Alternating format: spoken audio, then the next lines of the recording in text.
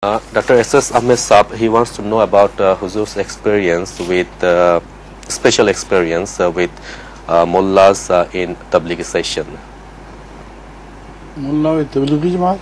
No, I mean Huzur has attended various Tablighi program with mullahs. And Many. Of course, I used to have regular meetings with mullahs while in Rabwa when I was in Waqf Jadid. And sometimes the meetings lasted from morning till night, and I had very great experience of speaking to mullahs and to countering them. So that's quite right.